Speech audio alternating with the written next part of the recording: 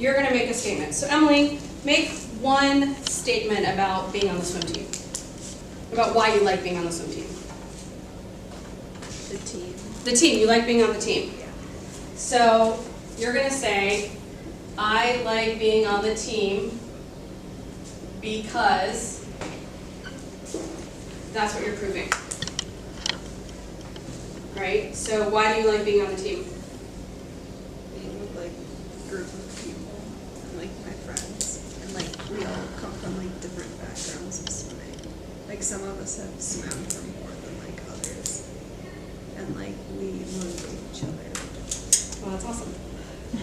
So it's about motivation, but everything you said was more about the community you find in swimming. It's about motivating each other. It's coming from different backgrounds. It's coming together. It's uniting behind some single thing that takes all of that into account and unites it.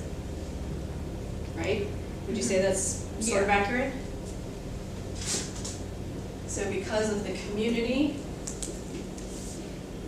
it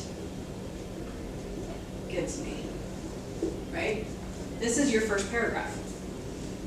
You're stating what the person should expect to read about that would be backed up by structure and analysis.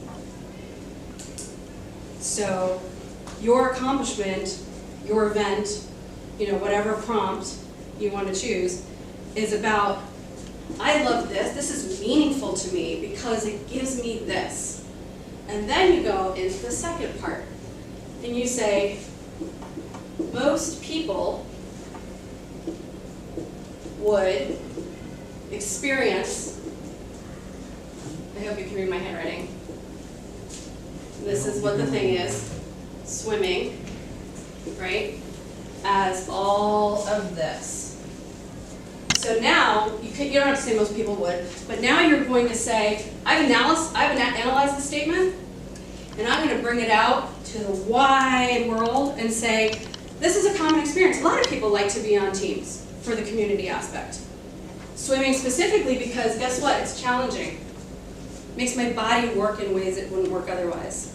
Give us pressure. Michael Phelps experiences pressure, right? It's common in swimming. It's highly athletic. And a lot of us hate the training because it's long, right?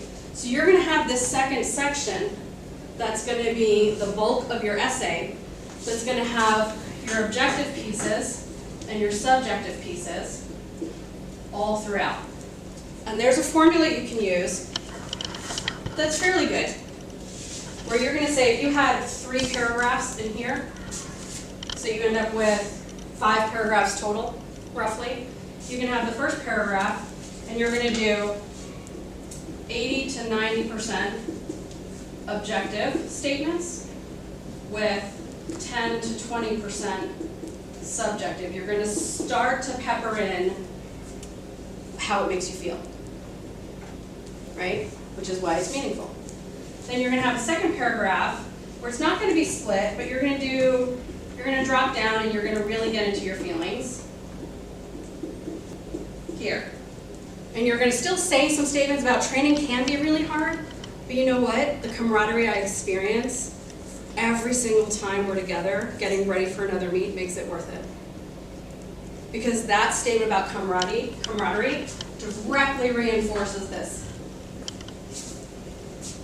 Right? So you're going to focus on how it makes you feel, why, and it's always going to support the analysis that you make. Right? And then your third paragraph is going to be 90 to 100% subjective. And this is where, if you've gotten the reader all the way through to here, that's where you're bringing it home and showing them your character. You're showing them that you don't give up. You're showing them that you're committed. You're showing them that you really enjoy the company of others and that your relationships are meaningful. Right? That's where your character shines through. And then you go down and you do your last little end piece. Well, it's just a different color, but you get it. Your end piece is going to be a summary of this. And you're going to reiterate the statement you made earlier, but you're going to do it in a personal way instead of a theoretical way.